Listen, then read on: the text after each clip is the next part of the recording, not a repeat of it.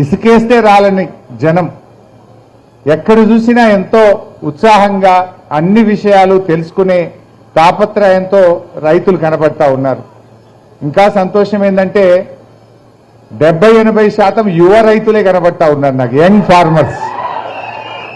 I'm so happy. And తమ్ముడు రాజేందర్ దాదాపు 30 లక్షల మంది సబ్స్క్రైబర్స్, అంటే దక్షిణ భారతదేశంలోనే రైతుల కోసం ఒక యూట్యూబ్ ఛానల్ను పెట్టి రైతుల్ని చైతన్యపరుస్తూ నంబర్ 1 స్థానంలో నిలిచినాడు మన రైతు బడి మన రాజేందర్ రెడ్డి గారు. ఇలాంటి ఒక మంచి ప్రయత్నం జరగడం నిజంగా చాలా సంతోషం. నాకు కూడా వ్యవసాయం అంటే చాలా ఇష్టం. వ్యవసాయ కుటుంబం నుంచి వచ్చిన వాళ్ళం. ఈ పట్టుపురుగులు ఇప్పటిదాకా మీరు విన్నట్టున్నారు, సిద్దిపేట జిల్లా పట్టుపురుగుల పెంపలంలో నంబర్ 1 సిద్దిపేట జిల్లా. అందులో నా నియోజకవర్గమే నంబర్ 1లో ఉంటుంది. ఆయిల్ పామ్, ఒకప్పుడు ఆయిల్ పామ్ అంటే సముద్ర తీరాన్నే ఆయిల్ పామ్ పండుతుందంటే ఈరోజు తెలంగాణ మొత్తం ఆయిల్ పామ్ సాగుకు యోగ్యంగా మారింది. అద్భుతమైన ఆయిల్ పామ్ ఫ్యాక్టరీ పెట్టి ఈరోజు సిద్దిపేట జిల్లాలో 12,000 ఎకరాల పామాయిల్ తోటలు పెంపిణీ జరుగుతూ ఉంది. అంటే ఒక ప్రయత్నం. ఇలా ఒక ప్రజాప్రతినిధిగా మాకేముంటుంది, రైతు ఆదాయం పెరగాలి, రైతు సంతోషంగా ఉండాలి, ఆరుగాలం కష్టపడి ఎండనక వాననక ఎంతో కష్టపడ్డ రైతుకు ఒక భద్రత కావాలి, ఒక భరోసా కావాలి అనేదే మా తాపత్రయం. నిజంగా ఆ రోజు కేసీఆర్ గారి ప్రభుత్వం ఒక గుణాత్మకమైన మార్పు తెచ్చింది. ఒకనాడు తెలంగాణ కరువు కాటకాలకు నిలయంగా ఉండేది. సాగునీరు కాదు కదా, త్రాగునీరుకే ఇబ్బంది పడే తెలంగాణ. పెద్ద ఎత్తున మిషన్ కాకతీయలో చెరువులు బాగా చేయడం, పెద్ద ఎత్తున చెక్ డ్యాములు నిర్మించడం, పెండింగ్ ప్రాజెక్టులు పూర్తి చేయడం, కొత్త ప్రాజెక్టులు ప్రారంభించడం వల్ల 1 కోటి ఎకరాల మాగాణిగా తెలంగాణ మారింది. ఇవాళ భారతదేశంలోనే అతి ఎక్కువ ధాన్యం ఉత్పత్తి చేసే రాష్ట్రంగా ఇవాళ తెలంగాణ తీర్చిదిద్దబడ్డది. కానీ మారుతున్న పరిస్థితుల్లో ఇవాళ మనం కూడా రైతులకు టెక్నాలజీ కావాలి. రైతులకు ఈరోజు అన్నిటికంటే చాలా టఫ్ జాబ్ ఏమైపోయిందంటే మనుషులు దొరకడం లేదు. లేబర్ పెద్ద ప్రాబ్లంగా మారింది. ఇవాళ తెలంగాణలో నాట్లు పడాలంటే పంజాబ్ నుంచో, జార్ఖండ్ నుంచో, యూపీ నుంచో, బీహార్ నుంచో, ఛత్తీస్గఢ్ నుంచి లేబర్ వస్తే తప్ప తెలంగాణ పల్లెల్లో నాట్లు పడని పరిస్థితి వచ్చింది. మరి ఇలా పంట పండిన తర్వాత ధాన్యం ఎత్తాలి అంటే బీహార్ నుంచి హమాలీలు వస్తే గాని మరి కల్లాల్లో ధాన్యం జోకే పరిస్థితి లేదు, మిల్లులలో దించే పరిస్థితి లేదు. ఈ పరిస్థితుల్లో మార్పు రావాలి. అప్పుడు కరోనా వచ్చినప్పుడు ఒకసారి అసలు ధాన్యం కొనడం ఆగిపోయింది, మిల్లుల్లో ధాన్యం దించడం ఆగిపోయింది. ఏంటి సమస్య అని అర్థం చేసుకుంటే హమాలీలంతా బీహార్ వెళ్ళిపోయింది, మళ్ళీ రావడం లేదు. ప్రత్యేకంగా మళ్ళీ మాట్లాడి రైళ్లు పెట్టి హమాలీలను తెస్తే గాని తెలంగాణలో ధాన్యం సేకరణ ముందుకు సాగని పరిస్థితి ఆ రోజుల్లో మేము ప్రభుత్వంలో ఉండి చూడడం జరిగింది. వీటన్నిటికీ పరిష్కారం ఏంటి? టెక్నాలజీ. ఇలా ప్రపంచ దేశాల్లో అద్భుతమైన టెక్నాలజీ ఉంది, అది ఇలా మన రైతాంగానికి అందించాలి. చూశాను, చాలా మంచి డ్రోన్స్ కనబడ్డాయి అక్కడ. ఇవాళ డ్రోన్ టెక్నాలజీ అనేది బాగా పెరిగింది. 10 మంది లేబర్ చేయగలిగే పని 1 గంటలో ఒక డ్రోన్ చేయగలుగుతా ఉంది. వరి నాట్లు వేసే యంత్రాలు ఇవాళ ఎంతో అవసరం కనబడతా ఉంది. కొత్త కొత్త వరి కోత మిషన్లు కూడా నేను చైనా నుంచి వచ్చింది ఇప్పుడే చూసి ఇంటరాక్ట్ అయితే నాకు కూడా చాలా సంతోషం అనిపించింది. అంటే వరి కోత మిషన్లు కానీ, వరి నాట్లు వేసే యంత్రాలు కానీ, అదేవిధంగా పవర్ వీడర్స్ కానీ, అదేవిధంగా మరి ఎన్నో కొత్త కొత్త విషయాలు చూసాం. ఇవన్నీ కూడా ఎప్పటికప్పుడు నూతన టెక్నాలజీ మనం అలవర్చుకొని మరి యంత్రాలను ఉపయోగించగలిగినప్పుడే వ్యవసాయం లాభసాటిగా మారుతుంది. అందులో ఇలా ప్రభుత్వాలు కూడా పెద్ద ఎత్తున రైతులకు వ్యవసాయ పరికరాలు సబ్సిడీ మీద ఇవ్వాల్సిన అవసరం ఉంది. కానీ గత 2.5 సంవత్సరాలుగా అసలు ఎక్కడ కూడా సబ్సిడీ అనేది లేకుండా పోయింది ఈ ప్రభుత్వంలో. ఏదో గవర్నమెంట్ ఆఫ్ ఇండియా నుంచి ఒక స్కీమ్ ఉంటుంది SAM అని, అందులో జస్ట్ జిల్లాకి 20 లక్షలు 30 లక్షలు వస్తుంది. అది గవర్నమెంట్ ఆఫ్ ఇండియా స్కీమ్. అది కూడా ఎవరు కొనట్లేదు. ఎందుకంటే అది రైతు యొక్క కాంట్రిబ్యూషన్ ఎక్కువ ఉంది, సబ్సిడీ తక్కువ ఉన్నది. ఆ మార్కెట్లో అంతకంటే తక్కువ ధరకే దొరుకుతుంది. అది ఇక్కడ కొనుక్కున్న దానికంటే మార్కెట్లో కొనుక్కున్నది నయమని చెప్పి అది ఎవరు కొనుక్కున్నటువంటి పరిస్థితి మనం చూస్తూ ఉన్నాం. రైతుకు ఒక భద్రత కావాలి, రైతుకు ఒక భరోసా కావాలి. ఆ భరోసాను గతంలో కేసీఆర్ గారు అందించారు. నాణ్యమైన 24 గంటల కరెంటు, రైతు బంధు, కరోనా వచ్చినా ఎన్ని ఇబ్బందులు వచ్చినా సమయానికి రైతు బంధు పడుతుంది అనే ఒక నమ్మకాన్ని కలిగించాం. సాగునీరు, భూగర్భ జలాలు బాగా పెరిగి చెరువులు, చెక్ డ్యాంలు, ప్రాజెక్టుల నిర్మాణంతో భూమిలో నీటి లభ్యత పెరిగి సాగునీటికి ఒక భద్రత కలిగించింది. అట్లే అప్పట్లో ట్రాక్టర్లు పెద్ద ఎత్తున సబ్సిడీ మీద ఇచ్చారు. వివిధ రకాల పరికరాలు, డ్రిప్, స్ప్రింక్లర్స్, ఈ టెక్నాలజీని కూడా అందించే ప్రయత్నం చేశాం. బట్ రైతుకు ఎంత చేసినా తక్కువే. వ్యవసాయం మీద నేను ఇప్పుడు వస్తా ఉంటే చాలా మంది రైతులు కలిశారు. అన్నా ఇంకా రైతు బంధు పడలేదు, అసెంబ్లీలో మాట్లాడు అని నన్ను అడుగుతా ఉన్నారు. అన్నా మాకు కరెంటు 12 గంటలే వస్తుంది, ఇక గతంలాగా రావడం లేదు, కనీసం రైతుకు 18 గంటల కరెంటు అవసరం, ఇంకొక 6 గంటలన్నా కరెంటు పెంచేలా చూడండి, ప్రభుత్వం మీద ఒత్తిడి తేండి అని రైతు సోదరులు నా దృష్టికి తెస్తా ఉన్నారు.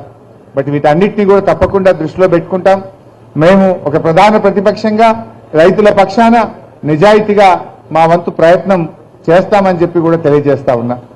కానీ ఈరోజు నాకు ఒకటి బాధ కలిగేటువంటి అంశం, ముఖ్యంగా రైతులకు భవిష్యత్తు ఆలోచిస్తేనే ఒక్కొక్కసారి భయం కలుగుతా ఉంది. ఈ మధ్య భారత ప్రభుత్వం అమెరికాతో ఒక ఒప్పందం చేశారు. బహుశా రైతుల దృష్టిలో ఉందో లేదో నాకు తెలియదు. అమెరికాతో భారత ప్రభుత్వం చేసిన ఒప్పందం ఏంటంటే మొక్కజొన్న, జొన్న, సోయాబీన్, కాటన్ జీరో ట్యాక్స్, ఎలాంటి ట్యాక్స్ లేకుండా అమెరికా నేరుగా భారతదేశంలోకి తన ఉత్పత్తిని పంపడానికి భారత ప్రభుత్వం ఫెసిలిటేట్ చేసింది. రేపు ఏం కావాలి? మన తెలంగాణలో 8 లక్షల ఎకరాల్లో మక్క పండుతుంది, 2.5 లక్షల ఎకరాల్లో జొన్న పండుతుంది. ఆదిలాబాద్, నిజామాబాద్, కొంత పార్ట్ ఆఫ్ కరీంనగర్ సోయాబీన్ పెద్ద ఎత్తున మన దగ్గర పండుతుంది. మరి ఈరోజు అమెరికాలో అన్ని ఉచితమే రైతులకు. అక్కడ పెద్ద ఎత్తున అమెరికాలో సబ్సిడీలు ఇస్తారు, అక్కడ దిగుబడి ఎక్కువ. మరి ఇబ్బడి ముబ్బడిగా అమెరికా నుంచి మక్క, సోయాబీను, పత్తి వచ్చి భారతదేశంలో పడితే మా రైతుల పరిస్థితి ఏమైతుంది అనేటువంటి ఆందోళన కలుగుతా ఉంది. ఇప్పుడు ఈ యాసంగిలో నేను మొన్న చూస్తా ఉంటే, నేను వరంగల్ జిల్లా మహబూబాదు, డోర్నకల్లు, నేను పరకాల ఆ ప్రాంతాలు పోయి రాత్రి వచ్చాను. ఎక్కడ చూసినా మక్క బాగా పెరిగింది. ఏంటి ఇంత పెరిగింది మొక్కజొన్న అంటే, సార్ ఈ దిగుబడి బాగా వస్తుంది, 35-40 క్వింటాలు వస్తుందని చాలా మంది రైతులు ఈసారి మక్క పెట్టారు. అండ్ పత్తి దెబ్బతిన్నది, ఈసారి పత్తి మొత్తం కూడా నల్లబడిపోతే పత్తి తీసేసి మక్క పెట్టారు అని చెప్పి నాకు రైతులు చెప్తా ఉండే, మా నాయకులు చెప్తా ఉండే. అంటే మరి ఈరోజు అమెరికా నుంచి భారతదేశంలో పంట పండించిన దానికంటే తక్కువ ధరకే అమెరికా నుంచి రేపు మక్కలు వచ్చి పడితే మన రైతు పరిస్థితి ఏంటి? ఎందుకు ఈ అగ్రిమెంట్ చేయాల్సి వచ్చింది? మరి ఈ అగ్రిమెంట్ వాల్యూ ఎంత అంటే $500 బిలియన్. అమెరికాతో చేసిన ఒప్పందం విలువ $500 బిలియన్. అంటే మన రూపాయల్లో లెక్క పెడితే 45 లక్షల కోట్ల రూపాయల అగ్రిమెంటు ఇవాళ భారత ప్రభుత్వం అమెరికాతో చేసింది. 45 లక్షల కోట్ల రూపాయల మొక్కజొన్న, జొన్న, సోయాబీన్ మరి తదితర పంటలు అమెరికా మన దేశం మీద పంపితే ఈ దేశ రైతుల పరిస్థితి ఏమవుతుందో ఒక్కసారి ఆలోచించాలి. మనం చేసే అగ్రిమెంట్లు మన రైతులకు భరోసానియాలి, భద్రతనియాలి, రైతుకు మద్దతు ధర పెరగాలి. కానీ ఇబ్బడి ముబ్బడిగా విదేశాల నుంచి వచ్చి ఇక్కడ పడితే ఈ రైతుల పరిస్థితి ఏమవుతుందో ఒక్కసారి ఆలోచించాలని చెప్పి రైతుల పక్షాన నేను భారత ప్రభుత్వానికి కూడా విజ్ఞప్తి చేస్తా ఉన్నా. ఎందుకంటే మరి మన ప్రాంతం చాలా రేపు రైతులు ఇప్పుడిప్పుడే కొంత బాగుపడుతున్నటువంటి పరిస్థితి. ఆయిల్ పామ్ తోటలు పెంచాలని ఒకవైపు మనం ప్రోత్సహిస్తా ఉన్నాం. ఈ మధ్య ఏం జరిగిందంటే విదేశాల నుంచి వచ్చే crude oil, palm crude oil అప్పుడు 27% ట్యాక్స్ ఉండేది. వేరే దేశం నుంచి పామ్ క్రూడ్ ఆయిల్ మన దేశంలో దిగుమతి చేస్తే 27% ట్యాక్స్ ఉండేది. అప్పుడు మన రైతుకు పామ్ ఆయిల్ ఒక టన్నుకు దాదాపు 24-25 వేలు పడ్డది. కానీ ఇప్పుడు ఏమైంది? నాకైతే ఎందుకు తగ్గించారో తెలియదు, కానీ 27% ఉన్న పామ్ క్రూడ్ ఆయిల్ ధరను, ట్యాక్స్ను 16% తగ్గించారు. దానివల్ల ఏమైంది? నిన్నటిదాకా 24-25 వేలు పామ్ ఆయిల్ రైతుకు వస్తే ఇవాళ 21 వేలకు పడిపోయింది. అంటే విదేశాల నుంచి వచ్చే పామ్ క్రూడ్ ఆయిల్ కు ఎందుకోసం ట్యాక్స్ తగ్గిస్తున్నారు? మీరు ట్యాక్స్ తగ్గించడం వల్ల మన భారతదేశ రైతుకు ఏ రకంగా మేలు జరుగుతుంది, ఎందుకోసం ఈ ట్యాక్స్ తగ్గిస్తున్నారనేది ఇలా మనం ఆలోచించాలి. ఇలా ఇటు పామ్ క్రూడ్ ఆయిల్ ధర ట్యాక్స్ తగ్గించి ఇటు భారతదేశ రైతులకు తెలంగాణ రైతులకు అన్యాయం చేస్తున్నారు. మొక్కజొన్న, సోయాబీను, జొన్న, పత్తి లాంటి పంటలు ట్యాక్స్ లేకుండా అమెరికా నుంచి మన దేశానికి దిగుమతి చేయడం ద్వారా కూడా మన రైతుల పరిస్థితి రేపు ఆందోళన కలుగుతుంది, ఇబ్బందుల్లో పడేటువంటి ప్రమాదం ఉంది. వీటన్నిటిని కూడా రివ్యూ చేయాల్సిన అవసరం ఉంది. ముఖ్యంగా తమ్ముడు రాజేందర్ చాలా బాగా ఈ షో నిర్వహించారు. ఈ రాష్ట్ర ప్రభుత్వం కూడా ఇలాంటి కార్యక్రమాలు ప్రభుత్వం చేయాలి. ఇలా ఒక వ్యక్తిగా ప్రభుత్వం చేయలేని పనిని ఒక వ్యక్తిగా తమ్ముడు రాజేందర్ రెడ్డి చేసినందుకు మరోసారి అభినందిస్తూ, మరి రైతులుగా మీరు కూడా ఇలాంటి మంచి షోస్ ద్వారా ఉత్సాహాన్ని పొందండి. ఇందాక నా పక్కన సంతోష్ అని మహారాష్ట్ర రైతు, ఐ వాజ్ ఆస్కింగ్ హిమ్, ఆయన ఏం పంట పండిస్తామంటే చెరుకు, టమాటా అని, అదేవిధంగా క్యాప్సికమ్ అని చెప్పాడు. మీరు ఎన్ని టన్నుల చెరుకు వస్తుంది ఒక ఎకరానికి అని అడిగాను. 70 నుంచి 80 టన్నుల చెరుకు పండిస్తాను అని సంతోష్ చెప్తున్నాడు. నేను మా జహీరాబాద్లో కానీ నారాయణ ఖేడ్, సంగారెడ్డి అటు తిరుగుతున్నప్పుడు మా చెరుకు రైతులను అడిగేవాడిని, ఎన్ని టన్నులు వస్తుంది బాబు అంటే 40 టన్నులు వస్తుందన్నా, మంచి రైతు అయితే 50 టన్నులు వస్తుంది అన్నారు. మరి పక్కనే మహారాష్ట్రలో ఆయన 80 టన్నులు తీయగలుగుతున్నాడు. అదే నీళ్లు, అదే పెట్టుబడి, అదే కష్టం. 30 టన్నులు అధికంగా వస్తే అది మొత్తం లాభమే కదా. మరి అలాంటి పరిస్థితి మనం ఎలా చేయాలి? అలాంటి రైతుల నుంచి మనం కూడా మాటలు వినడం ద్వారా, నేర్చుకోవడం ద్వారా మన రైతు కూడా అధిక దిగుబడిని సాధించగలిగితే ఇలాంటి షోస్ మనకు ఉపయోగపడతాయి. అంటే టెక్నాలజీని, ఆలోచనలు, కొత్త ఆలోచనలు రేకెత్తించడంలో ఎలా అవుట్కమ్ తేవచ్చు, ఎలా అవుట్పుట్ పెంచవచ్చు, ఎలా ప్రొడక్షన్ పెంచవచ్చు, ఎలా మనం ఖర్చులు తగ్గించుకోవడం. ఇలా లేబర్ విషయంలో కానీ, ఇలా యూరియా దొరకలేదు. యూరియా దొరకక నేను చూస్తున్న ఈ మధ్యలో గ్రామాల్లో పోతే అంతా డ్రోన్సే కనబడుతున్నాయి. ఏందబ్బా ఇలా కొత్తగా డ్రోన్స్ వచ్చినాయంటే, అన్న ఈ యూరియా దొరకలేదు కనుక లిక్విడ్ యూరియాని తెచ్చి డ్రోన్ ద్వారా రైతులు చల్లే ప్రయత్నం చేస్తున్నారు. కాకపోతే ఎలా ఉన్నాయి రిజల్ట్స్ అంటే, ఆ యూరియా చల్లినంత అయితే అనిపిస్తలేదన్న, ఇక దొరకలేదు కనుక ఇట్లా కొడుతున్నాము అంటున్నారు. ఆ డ్రోన్ కాస్ట్ ఎంత? ఒక గంటకు 500, 600 ఛార్జ్ చేస్తున్నారు. అంటే నీకు లిక్విడ్ యూరియా కొంటే 250 రూపాయలు, ఈ చల్లడానికి 600 రూపాయలు, అంటే ఒక ఎకరానికి 850 రూపాయలు ఖర్చు అవుతా ఉంది. అదే యూరియా బస్తా 300కి దొరుకుతుంది మనకి. కానీ 300తో అయిపోయేదానికి 800 రూపాయలు ఖర్చు పెడుతున్నాం. 2 బస్తాలన్నా 600 రూపాయలు. ఆ యూరియా దొరకకపోవడం వల్ల లిక్విడ్ యూరియా కొడితే 300, 400 రైతు మీద భారం పెరుగుతూ ఉన్నది. భారం పెరగడమే కాదు, ఆ దిగుబడి కూడా. ఈ ఫిజికల్ గా యూరియా చల్లితే మొక్కను బట్టి చల్తాడు. జర బక్కగున్నదనుకో 2 రాళ్ళు ఎక్కువ వేస్తాడు, మొక్క బలంగా ఉన్నదనుకో 2 రాళ్ళు తక్కువ వేస్తాడు, అందాద మికలు చల్లుకుంటాడు.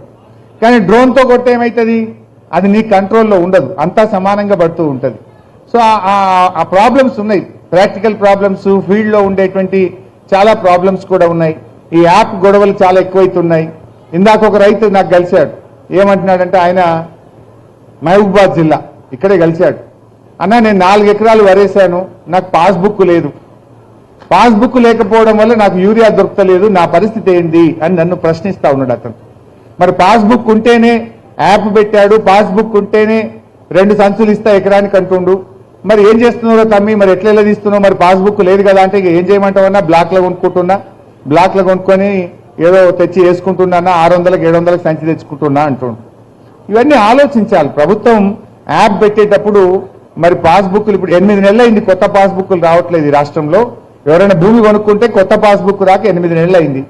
కొంతమంది బంచరాయి భూములు, అసైన్డ్ భూములు, ఇలాంటి భూములు కూడా ఎన్ని లక్షల ఎకరాల్లో సాగు చేస్తూ ఉన్నారు. అలాంటి వాళ్ళకు కూడా చాలా మందికి పాస్బుక్ లేవు. యాప్ పెట్టి పాస్బుక్ లేదనే పేరిట రైతులకు కూడా కొంత ఇబ్బంది కలుగుతూ ఉంది. ఇవన్నీ విషయాలను రైతు కోణంలో ఇవాళ ప్రభుత్వాలు ఆలోచించాల్సిన అవసరం ఉంది. మరి ఫిబ్రవరి 21వ తేదీ వచ్చింది, ఇంకా రైతు బంధు డబ్బులు పడలేదు. సకాలంలో రైతు బంధు కూడా అందించాలని కూడా నేను ఈ సందర్భంగా ప్రభుత్వాన్ని కోరుతూ, సరే ఏది ఏమైనా తప్పకుండా రైతుల మనసుల్లో ఏముందో, రైతులతో ఇంటరాక్ట్ అయినప్పుడు చాలా విషయాలు మాకు కూడా తెలుస్తా ఉన్నాయి. ఈ అన్ని విషయాలు రాబోయే బడ్జెట్ సమావేశాల్లో, అసెంబ్లీ సమావేశాల్లో రైతుల పక్షాన ప్రభుత్వం మీద ఒత్తిడి తేవడానికి, ఇలాంటి మంచి వ్యవసాయ పరికరాలకు పెద్ద ఎత్తున బడ్జెట్లో సబ్సిడీ పెట్టే విధంగా కూడా మీ తరఫున ప్రభుత్వం మీద ఒత్తిడి తెస్తామని, మీ తరఫున మీ ఆలోచనలను ప్రభుత్వానికి చెప్పే ప్రయత్నం చేస్తాం. ఏది ఏమైనా ఇలాంటి అగ్రి షోస్ తమ్ముడు నెక్స్ట్ ఇయర్ ఇంకా పెద్దగా పెడతాను, 5 రోజుల పాటు పెడతానన్నాడు. I congratulate him. ఇంకా ఆయనకు ఎలాంటి సహాయ సహకారాలు కావాలన్నా వ్యక్తిగతంగా మా తరఫున కూడా అందిస్తామని చెప్పి కూడా తమ్ముడికి నా యొక్క మనస్ఫూర్తిగా ఆశీస్సులు, అభినందనలు. ఇంతమంది రైతుల ఆశీస్సులు కూడా నీకు దొరుకుతాయి. నువ్వు ఒక మంచి ప్రయత్నం చేసినావు, అంటే మంచిని ప్రచారం చేస్తున్నాడు. రాజేందర్ చేస్తుందల్లా ఒక ఉత్తమ రైతు యొక్క విషయాలను అందరూ రైతులకు తెలియజేసే ప్రయత్నం చేస్తున్నాడు. రైతులకంటూ ఒక ప్లాట్ఫామ్ లేదు, రైతులకు ఒక యూనియన్ సంఘం ఉండదు. అందరికీ సంఘం ఉంటుంది, పాత కాయిదాలు ఏరుకుంటూ అనుకుంటుంది, పాత సీసాలు ఏరుకుంటూ అనుకుంటుంది, ఉద్యోగులకు ఉంటుంది, ఎమ్మెల్యేలకు ఉంటుంది, జర్నలిస్టులకు ఉంటుంది, సర్పంచ్లకు ఉంటుంది, ఎంపీటీసీలకు సంఘం ఉంటుంది, కానీ రైతులకు సంఘం లేదు పాపం. ఆ రైతులను సంఘటితం చేస్తున్నాడు రాజేందర్ రెడ్డి. ఇలా 30 లక్షల మంది రైతులను ఒక యాప్ కిందికి, ఒక సబ్స్క్రైబర్స్ ని పెట్టి 30 లక్షల మంది రైతులకు ఒక మార్గదర్శకత్వాన్ని, ఒక సంఘటితం చేసే ప్రయత్నాన్ని తమ్ముడు రాజేందర్ చేయడం నిజంగా చాలా సంతోషం. ఆయన చేసే ఒక ప్రయత్నంలో కొన్ని వేలాది మంది రైతు కుటుంబాలు బాగుపడుతున్నాయి. వేలాది మంది రైతులు ఎన్నో కొత్త విషయాలను తెలుసుకొని చక్కగా ముందుకు పోతా ఉన్నారు. ఆయనను మనసారా దీవిస్తూ అభినందిస్తూ మీ అందరికీ నమస్కారం. జై హింద్, జై కిసాన్, జై తెలంగాణ. థ్యాంక్ యూ సార్, మా కోసం విలువైన సమయాన్ని